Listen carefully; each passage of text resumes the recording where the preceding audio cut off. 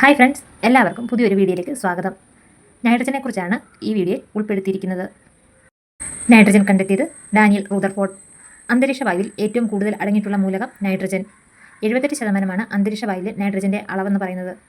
Nitrogen വ്യാവസായികമായി നിർമ്മിക്കുന്ന പ്രക്രിയ ആംശീയ സ്വേദനം. ജ്വലനത്തെ നിയന്ത്രിക്കുന്ന വാതകമാണ് നൈട്രജൻ. അതുപോലെ തന്നെ പ്രോട്ടീനുകളിലെ മുഖ്യ ഘടകം ടയറുകളിൽ നിറയ്ക്കുന്ന വാതകവും നൈട്രജൻ ആണ്. ഇടിമിന്നൽ ഉണ്ടാകുമ്പോൾ അന്തരീക്ഷത്തിൽ ഉണ്ടാകുന്ന നൈട്രജൻ സംയുക്തമാണ് നൈട്രിക് ഓക്സൈഡ്. നൈട്രിക് ഓക്സൈഡ് കൂടുതൽ ഓക്സിജനുമായി സംയോജിച്ചുണ്ടാകുന്ന സംയുക്തമാണ് നൈട്രജൻ ഡൈ ഓക്സൈഡ്.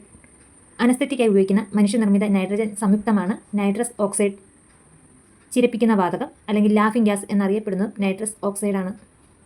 ഏറ്റവും കൂടുതൽ നൈട്രജൻ അടങ്ങിയ രാസവളമാണ് യൂറിയ. അന്തരീക്ഷ നൈട്രജൻ ഉപയോഗിച്ച് നൈട്രജൻ വളങ്ങൾ വ്യാവസായികമായി നിർമ്മിച്ച ആദ്യ രാജ്യം ജർമ്മനി. ഈയം പൂശുന്നതിന് മുമ്പ് പാത്രങ്ങൾ വൃത്തിയാക്കാൻ ഉപയോഗിക്കുന്ന നൈട്രജൻ സംയുക്തമാണ് നവസാരം അല്ലെങ്കിൽ അമോണിയം ക്ലോറൈഡ്. ആഹാര പാക്കറ്റുകളിൽ ഓക്സിജന്റെ സാന്നിധ്യം ഒഴിവാക്കുന്നതിന് ഉപയോഗിക്കുന്ന വാതകം നൈട്രജൻ. നൈട്രേറ്റുകളുടെ സാന്നിധ്യം മനസ്സിലാക്കുന്നതിനുള്ള ടെസ്റ്റാണ് ബ്രൗൺ റിംഗ് ടെസ്റ്റ്. വോട്ട് ചെയ്യുമ്പോൾ വിരലിൽ പുരട്ടുന്ന നൈട്രജൻ സംയുക്തം സിൽവർ നൈട്രേറ്റ് ലായനി.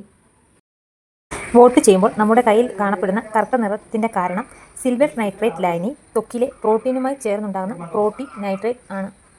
ഈ വീഡിയോ നിങ്ങൾക്ക് ഉപകാരപ്പെട്ടു എന്ന് കരുതുന്നു. അടുത്ത വീഡിയോയുമായി വീണ്ടും കാണാം. താങ്ക്